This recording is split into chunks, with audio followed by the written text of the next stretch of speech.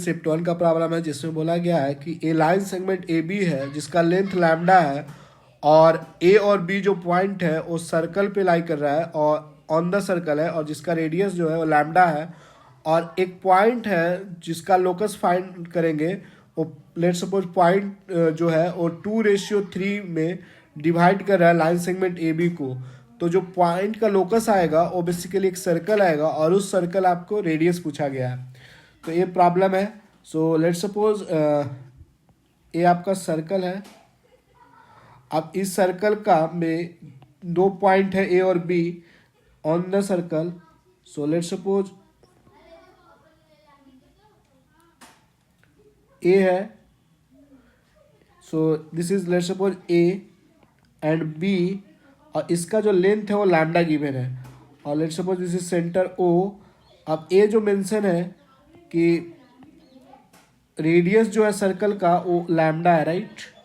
सो let suppose ये radius हो गया। अब इसका लेंथ क्या है, लेंथ जो है वो लैम्डा मेंशन है प्रॉब्लम में।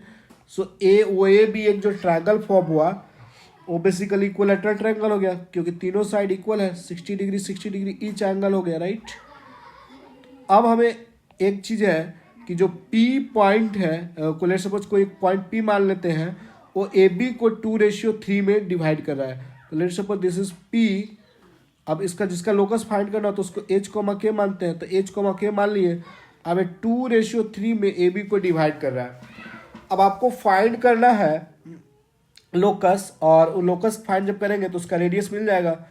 अब देखिए इसको अगर ज्वाइन कर दूं ओ से पी को अगर मैं ज्वाइन करूं तो एक क्या फॉर्म करेगा ओ से पी इस तरह से। तो जो हमारा लोकस आएगा ओ पी जो होगा ओ पी लेंथ वो बेसिकली सर्कल को रिप्रेजेंट करेगा, राइट।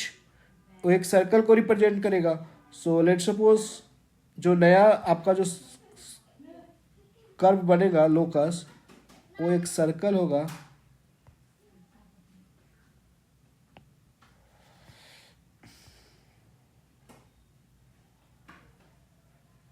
कुछ ऐसा सर्कल होगा जिसका रेडियस ओपी होगा, है ना, ओपी होगा। तो अब इसी सर्कल का ओपी आपको बेसिकली फाइंड करना है जो कि रेडियस होगा, right. So this is called radius locus का, राइट। लेट्स सपोज आर और ये लोकस है पी पॉइंट का, ठीक। अब हमें ओपी कैसे निकालना है, तो अगर आप ए बी का जो वैल्यू है वो लैम्डा गिवन है तो यहाँ से ए पी का वैल्यू कितना हो जाएगा 2:3 में है तो 2/5 लिख सकता हूँ, 2/5 लैम्डा, राइट। और पी बी को कितना लिख सकता हूँ, पी बी को 3/5 लैम्डा, 2:3 में डिवाइड हो रहा है। तो अब आपने फार्मूला पढ़ा होगा कि सोल्यूशन ऑफ ट्रायंगल में ए वर्टिसेस है, बी है और ये सी है, ए लेंथ है, बी लेंथ है, सी लेंथ है। तो कॉस ए जो होता है वो B² plus C² minus A² upon 2BC। तो यही फॉर्मूला यूज करके OP लेंथ निकाला जा सकता है, राइट। तो cos 60 डिग्री ए के अबाउट निकाल रहा हूँ तो क्या लिखूंगा OA² प्लस AP² माइनस का OP² अपोजिट का square upon 2 times OA into AP।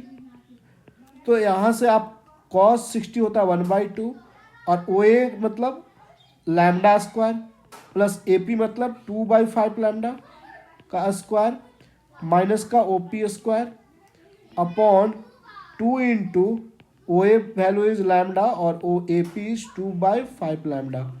सो यहाँ से OP का जो लेंथ आएगा वही आपका आंसर हो जाएगा। तो OP कितना निकल कर आ जाएगा वो देख लीजिए। OP का वैल्यू आप कैलकुलेट कर लीजिए, यहाँ से कितना आता है बेसिकली।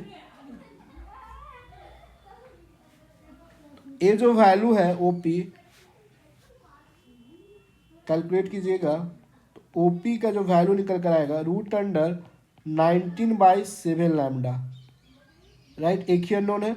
सो ए वैल्यू जो हो गया √19/7 lambda. So this is the B option is the correct for this question. So thanks for watching. Please like and subscribe the channel for more.